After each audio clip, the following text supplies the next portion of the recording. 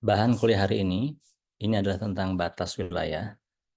Di batas wilayah itu kita akan belajar soal batas maritim juga. Makanya kita perlu belajar hukum laut. Itu sebabnya kenapa mata kuliah hari ini tentang hukum laut. Teman-teman yang baru masuk atau yang sudah masuk, di off dulu speakernya ya, supaya tidak mengganggu yang lain. Terima kasih. Kalau kita melihat hukum laut, misalnya ketika teman-teman mungkin belum belajar atau yang sudah belajar hukum laut, mungkin ada yang berpikir kenapa hukum laut gitu? Kenapa kita harus belajar hukum laut? Apakah hukum laut itu kaitannya erat dengan pertikaian binatang sehingga dia perlu hukum seperti ini? Ada juga yang guyon mengatakan apakah kita akan belajar tentang sepasang anjing laut yang bercerai karena anjing laut ketiga misalnya. Tentu bukan itu maksudnya. Hukum laut itu terkait erat dengan bagaimana negara-negara menguasai dan mengelola laut. Sebelum itu kita akan lihat dulu pentingnya laut. Kenapa? Planet ini disebut planet Earth dalam bahasa Inggris yang artinya tanah. Padahal 70% dari permukaan bumi adalah air.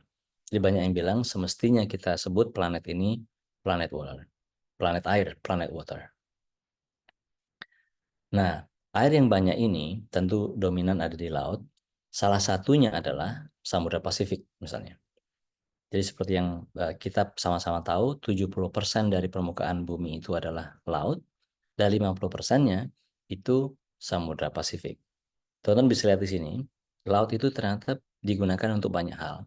Salah satunya adalah untuk pelayaran, untuk komunikasi, untuk transportasi. Istilah yang dipakai adalah Sea Line of Communication atau SLOC, SLOC.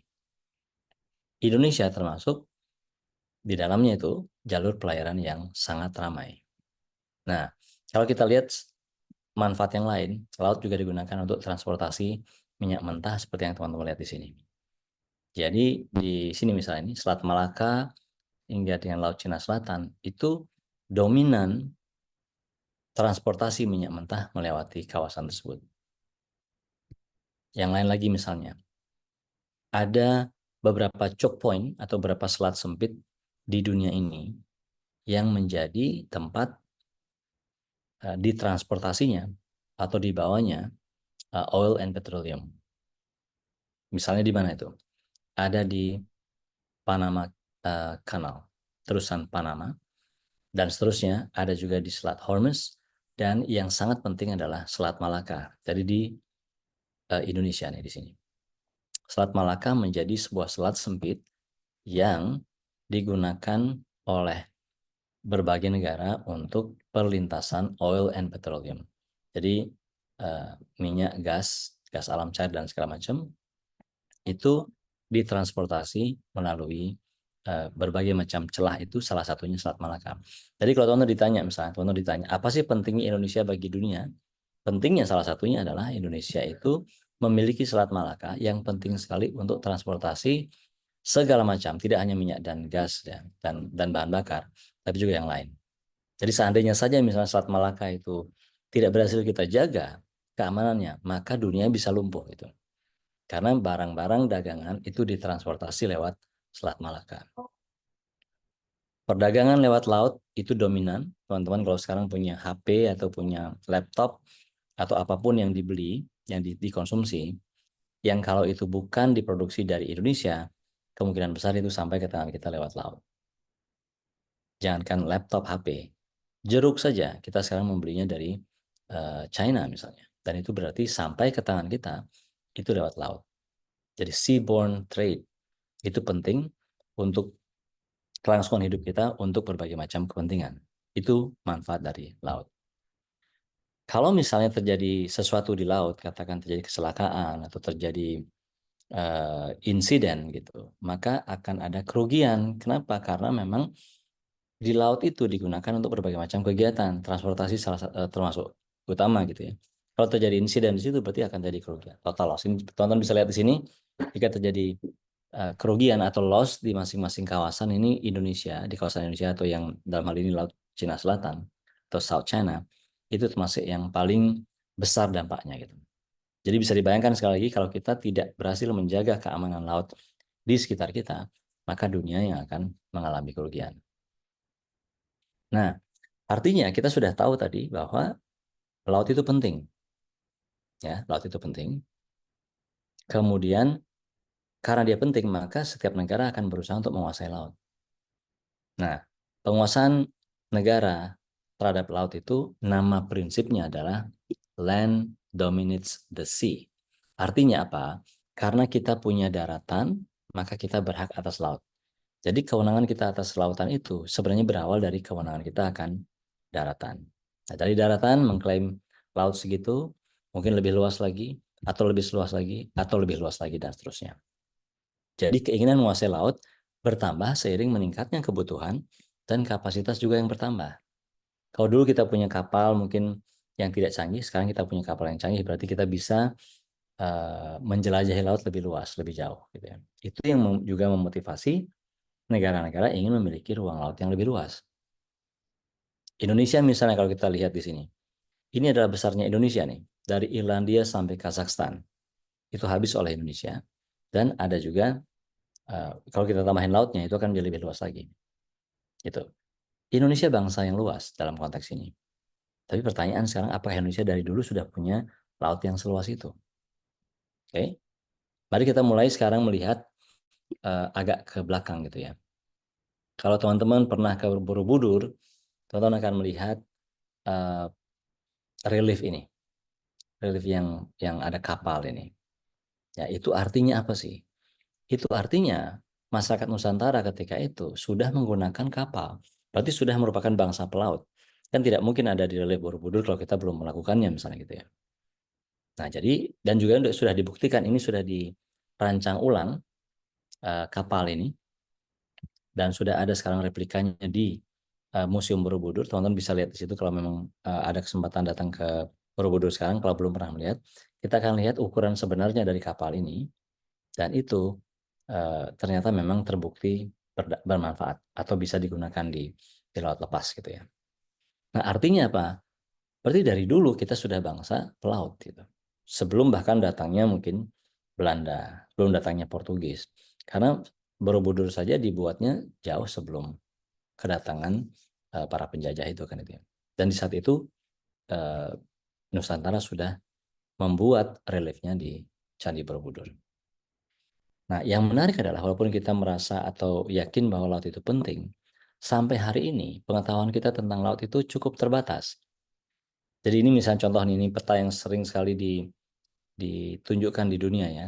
Yang kiri adalah planet Mars, yang kanan adalah dasar laut. Teman-teman yang geomatika tentu bisa paham bahwa yang kiri ini menunjukkan peta yang lebih detail, peta yang lebih rinci. Jadi artinya pemahaman kita akan eh, apa namanya? Pemahaman kita akan planet Mars itu lebih baik dibandingkan pemahaman kita akan dasar laut. Jadi ada sesuatu yang salah di sini. Kita lebih tertarik mempelajari sesuatu yang jauh dibandingkan sesuatu yang dekat gitu. Ini misalnya contohnya, ketika teman-teman dulu mungkin SD gitu ya, kalau disuruh menggambar pemandangan alam, yang teman-teman gambar mungkin ini, ya kan? Gunung dua, matahari jalan.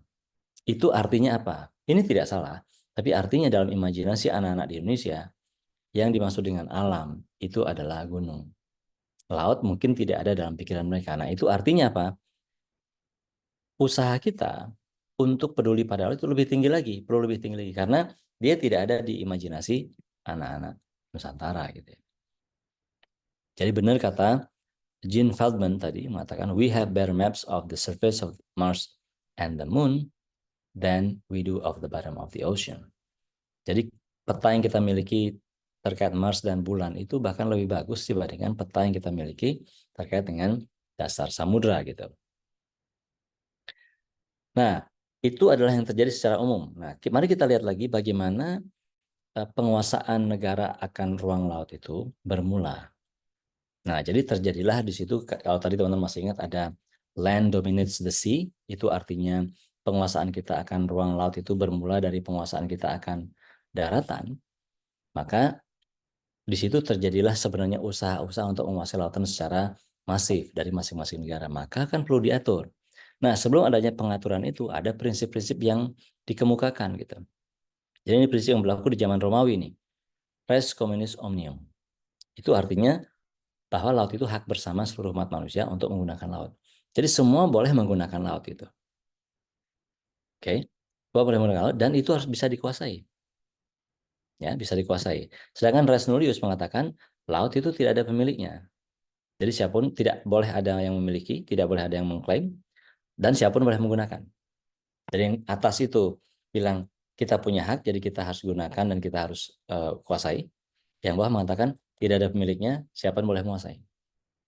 Nah, ini kemudian prinsip ini berkembang lagi di masa yang lebih modern sedikit. Hugo Grotius dari Belanda mengatakan mare liberum, sedangkan John Sheldon mengatakan mare clausum. Artinya apa itu? Mare liberum, mohon maaf ini saya nggak tahu baca yang benar gimana, harusnya sih, atau kemungkinan mare liberum ya.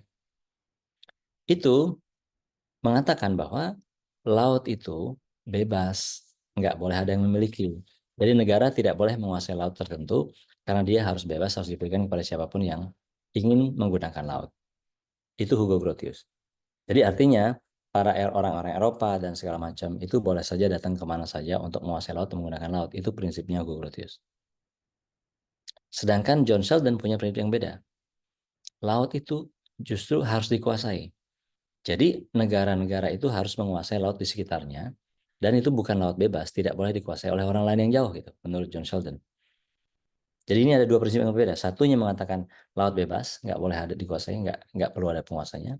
John Sheldon mengatakan justru laut itu harus dikuasai agar bisa dikelola dan dimanfaatkan dan dipelihara. Akhirnya sekarang kalau kita lihat, berarti apa yang kita pakai sekarang prinsip di dalam penguasaan laut sekarang? Ternyata yang kita pakai adalah kombinasi dua-duanya. Jadi ada bagian laut yang dikuasai, seperti misalnya laut teritorial, ZEE, landas kontinen itu dikuasai suatu negara. Tapi ada juga laut bebas. Nah, jadi prinsipnya Hugo Grotius tetap dipakai ketika laut bebas, dan prinsipnya John Sheldon itu dipakai ketika kita bicara soal zona-zona maritim yang dikuasai suatu negara. Laut teritorial, ZEE, zona tambahan, landas kontinen, dan sebagainya. Nanti kita akan pelajari itu. Jadi dari sini kita udah mulai tahu bahwa ada prinsip-prinsip yang berbeda berkembang bagaimana negara menguasai laut. Akhirnya sekarang yang terjadi adalah kombinasi dari prinsip-prinsip tersebut. Misalnya nih, laut teritorial. Awalnya nih sejarahnya, 3 mil. Kenapa kok 3 mil? Karena waktu itu yang namanya meriam atau cannon itu bisa menembakkan paling jauh 3 mil. Jadi ruang laut di sekitar daratan itu jauhnya 3 mil. Kenapa? Karena untuk melindungi daratan dari serangan cannon atau serangan meriam ini sebenarnya. Jadi ada sejarahnya kenapa kok 3 mil gitu. Karena waktu itu memang meriam itu bisanya 3 mil. Kalau sekarang ada peluru kendali dan segala macam bisa lebih lagi, tentu akan berbeda lagi ceritanya. Jadi kita harus tahu nih konteksnya kenapa kok dulu ada angka 3 mil muncul. Itu karena kekuatan meriam waktu itu 3 mil. Nah, kalau kita lihat waktu sekarang, misalnya setelah muncul tadi yang John Sheldon, lalu Hugo Grotius, lalu munculnya laut teritorial 3 mil gitu, praktek-praktek yang terjadi waktu itu. Kemudian terjadi lagi di setelah Perang Dunia Kedua, setelah tahun 45, itu terjadi lagi praktek-praktek penguasaan ruang laut yang berbeda. Yang kemudian membuat orang-orang atau di seluruh dunia itu berpikir bahwa ini mungkin perlu diubah lagi nih tatanan, atau diatur ulang nih tatanan pengelolaan atau penguasaan lautnya. Tahun 45 misalnya, Amerika melalui presiden yang bernama Harry S. Truman itu memproklamasikan dia bahwa 200 mil laut dari daratan Amerika itu adalah milik Amerika. Ingat teman-teman, waktu itu belum pernah ada satu negara yang mengklaim atau memproklamasikan segitunya bahwa 200 mil laut dari daratan itu adalah milik suatu negara gitu. Amerika melakukannya pertama dan itu kemudian menjadi cikal bakal apa yang kita sebut hari ini sebagai landas kontinen. Tahun 45 itu dia sudah lakukan. Oke? Itu Amerika. Nah, karena Amerika melakukan itu diikuti oleh negara-negara lain juga. Nah, kalau teman-teman nanti lihat baca di apa namanya di berbagai dokumen segala macam yang sahih gitu ya. Apa yang dilakukan oleh Amerika itu diikuti oleh Chili, diikuti oleh negara Latin yang lain. Mereka juga mengklaim laut secara berlomba-lomba gitu. Ada juga misalnya tahun 1951 ada sengketa perikanan antara Inggris dan Norwegia. Ini keputusan ICJ itu International Court of Justice itu ada keputusan pengadilan yang mengadili sengketa perikanan antara Inggris dan Norwegia itu melahirkan satu hukum atau prinsip-prinsip baru gitu. Berikutnya apalagi? Nah, Indonesia juga tidak mau kalah. Ternyata ketika yang lain melakukan sesuatu, Indonesia juga merintis sesuatu. Nah, disitulah untuk pertama kalinya Indonesia memproklamasikan bahwa laut di antara pulau-pulau Indonesia itu, yang tadinya bukan milik Indonesia, itu adalah bagian dari Indonesia. Begitu yang diproklamasikan oleh Indonesia ketika itu melalui Perdana Menterinya yang bernama Juanda. Makanya disebutlah dengan Deklarasi Juanda. Oke. Nah, jadi teman-teman bisa bayangkan sekarang bahwa usaha untuk menguasai laut itu makin gencar gitu. Amerika mengklaim 200, diikuti negara-negara Latin yang lain. Indonesia sendiri memiliki niat untuk mengklaim laut yang lebih luas dengan mengklaim laut di antara pulau-pulaunya. Kemudian keputusan pengadilan sendiri mengatakan berbagai hal yang memungkinkan negara-negara juga terinspirasi untuk mengklaim laut lebih luas gitu ya. Kalau itu dibiarkan, maka bisa ditebak akan terjadi kekacauan. Karena yang akan mengklaim lebih banyak adalah mereka yang lebih kuat. Gitu. Kalau negara yang kuat, negara yang persenjataannya bagus, negara yang alutsistanya bagus, pasti dia cenderung untuk punya atau menginginkan laut yang lebih luas. Pertanyaannya, bagaimana dengan yang lain? Bagaimana dengan keadilan? Bagaimana dengan negara yang tidak punya kekuatan segala macam? Jadi kalau itu tidak diatur, maka yang terjadi adalah yang punya kekuatan akan punya laut yang luas, sedangkan yang tidak punya kekuatan tidak akan bisa mengklaim laut. Kita nggak mau itu terjadi pastinya. Nah, kemudian karena sadar akan hal itu, maka PBB, Perserikatan Bangsa-Bangsa atau United Nations, kemudian menginisiasi bahwa semua praktek-praktek dan segala macam tadi tentang laut itu harus kita bukukan menjadi undang-undang katanya. Nah, itu namanya kodifikasi, law codification. Artinya itu, proses untuk membukukan atau menulis segala macam praktik-praktik tadi itu menjadi hukum yang jelas agar bisa dijadikan panutan dan pedoman oleh bangsa-bangsa di kehidupan selanjutnya gitu. Karena kalau itu tidak diatur maka akan kacau. Nah, maka muncullah kemudian konferensi PBB tentang hukum laut. Jadi ini prosesnya konferensi atau dalam bahasa Inggris itu United Nations Conference on the Law of the Sea. Ini konferensi ya. Nah, konferensi itu sendiri adalah prosesnya. Proses berundingnya. Lalu hasilnya apa? Hasilnya konvensi, convention. Maka proses yang namanya konferensi, hasilnya konvensi. Proses yang namanya conference, hasilnya namanya convention. Nah, karena kebetulan ini conference dan convention itu sama-sama C itu di bahasa Inggris ya. Maka kemudian namanya adalah United Nations Conference on the Law of the Sea, itu berarti prosesnya. Hasilnya United Nations Convention on the Law of the Sea. Itu berarti hasilnya. Nah, maka dari situ kemudian di tahun 58 PBB mengadakan konferensi disebutnya UNCLOS 1. Kalau ngomong satu itu artinya konferensinya, prosesnya. United Nations Conference on the Law of the Sea 1 atau the first. Yang kedua tahun 60, United Nations Conference on the Law of the Sea the second. Yang nomor 3 itu selesainya tahun 82, United Nations Conference on the Law of the Sea the third. Itu tahun 1982 selesai. Mulainya tahun 1973. Nah, berarti konferensinya namanya conference atau prosesnya namanya conference, hasilnya namanya convention. Maka UNCLOS 1 menghasilkan konvensi tahun 58 gitu. Jadi konvensinya namanya Law of the Sea Convention atau United Nations Convention on the Law of the Sea 1958. Yang UNCLOS 2 menghasilkan United Nations Convention on the Law of the Sea 1960. UNCLOS 3 menghasilkan United Nations Convention on the Law of the Sea 1982. Nah, yang sekarang yang berlaku mana? Yang UNCLOS 1982. Jadi UNCLOS itu umurnya sudah 42 tahun sekarang, gitu ya, masih tetap berlaku.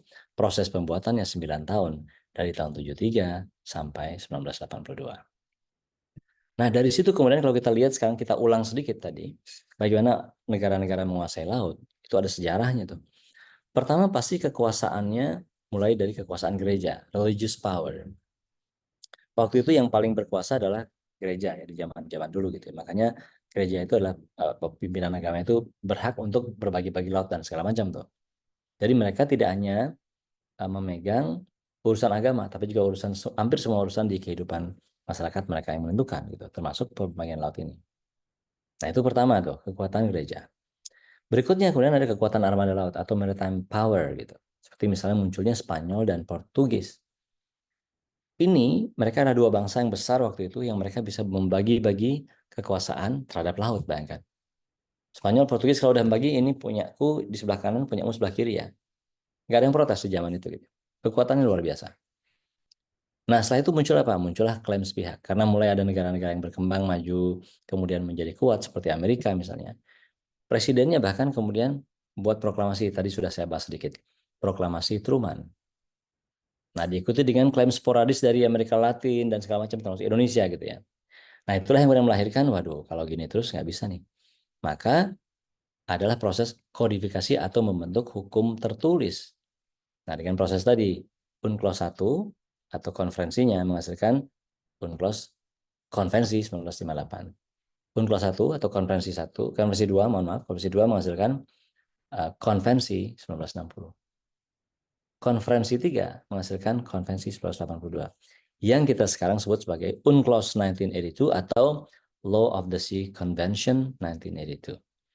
Tapi ada juga yang menamakannya dengan singkatan yang lain, yaitu Law of the Sea Treaty. Pakai treaty dia, bukan convention. Jadi kalau treaty berarti singkatannya LOST.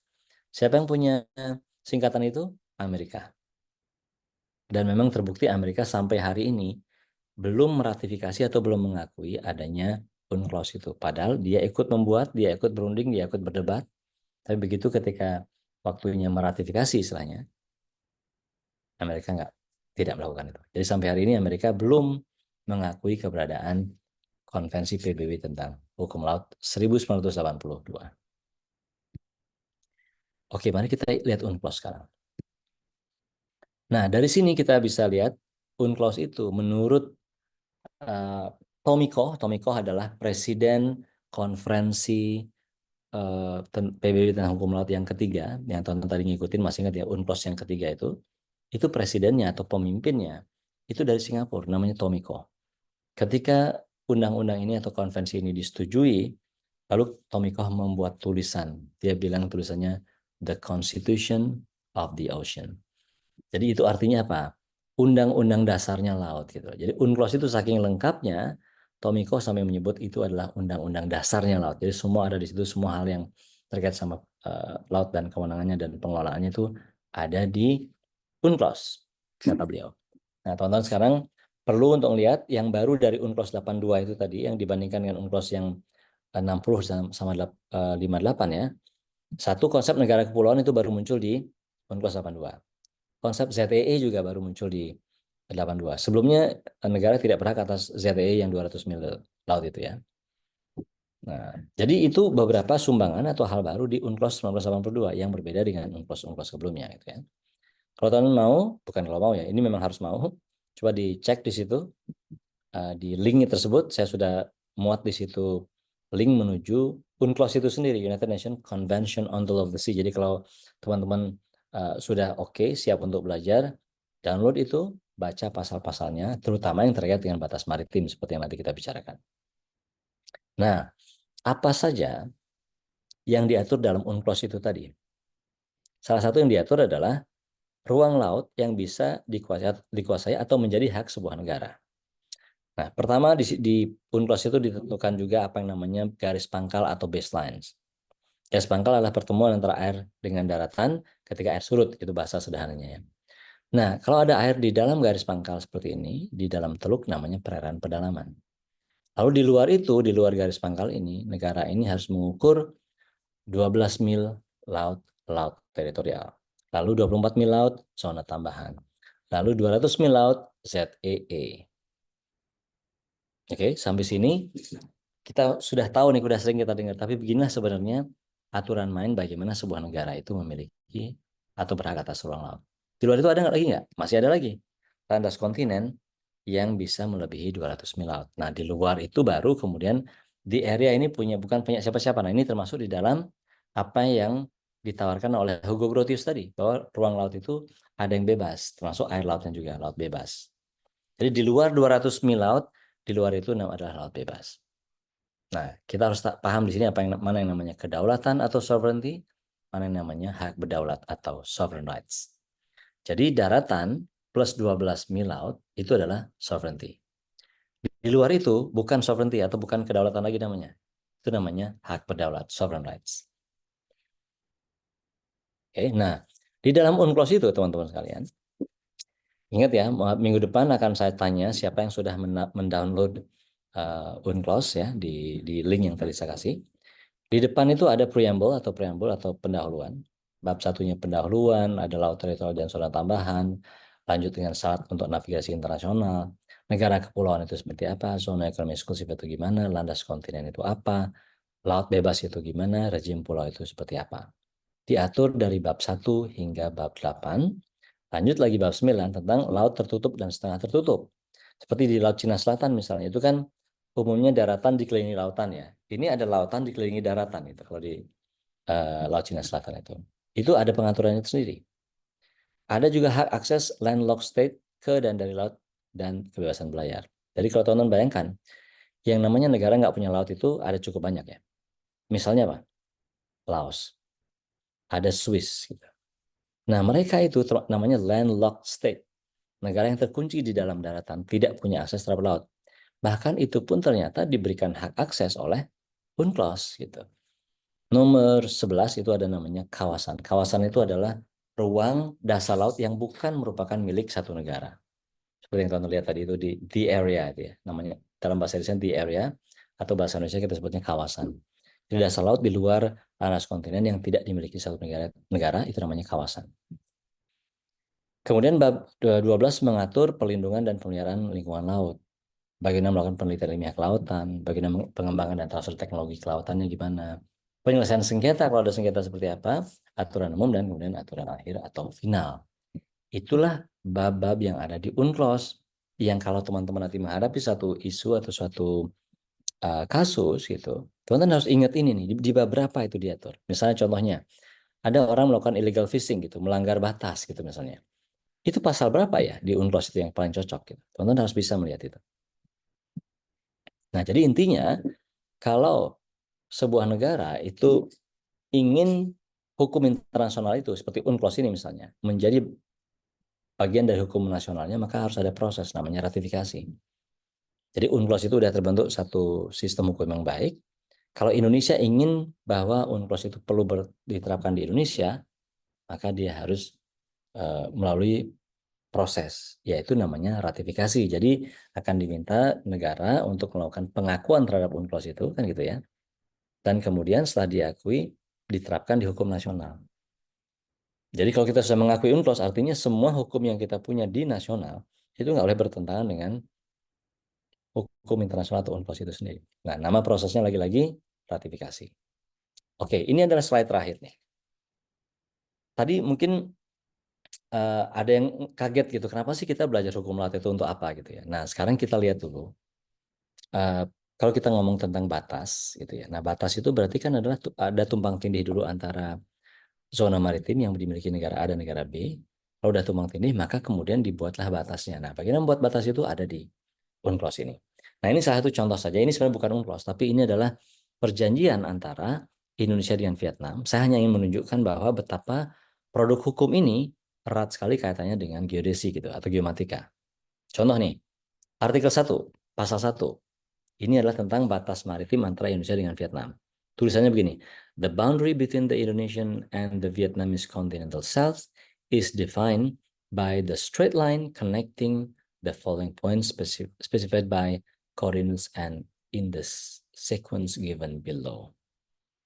Jadi yang dia kira-kira bahasa sederhananya ini bahwa batas antara Indonesia dan Vietnam itu ditunjukkan dengan titik-titik yang koordinatnya seperti di bawah ini. Jadi poin 20, poin H, poin A1, poin H4, dan poin X1.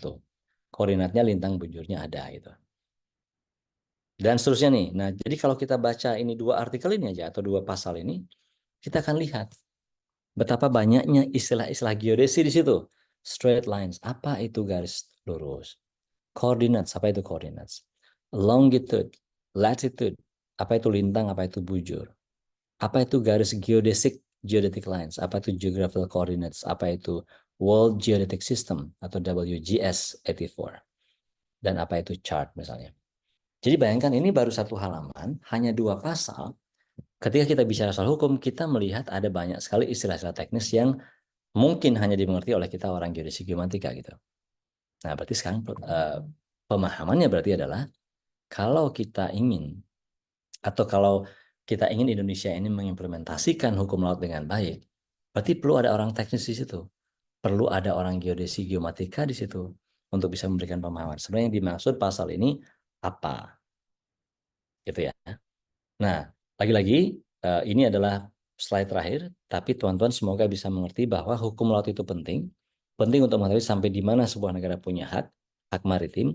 Lalu nanti ketika haknya sudah disajikan atau ditetapkan, maka akan ada tumpang tindih dengan negara lain. Nah, kalau udah ada tumpang tindih, nanti akan ada delimitasi atau proses penetapan batas. Itulah pertemuan-pertemuan kita berikutnya. Kita akan masih membahas soal hukum lautnya dulu seperti apa. Hukum laut itu membolehkan negara mengklaim ruang laut apa saja dan bagaimana terjadi tumpang tindih atau overlapping itu sampai nanti terjadi dispute resolution atau gimana kita menyelesaikan sengketa antar negara. Oke, itu dulu. Kalau ada yang mau bertanya, saya persilakan. Saya akan stop dulu ya. Monggo.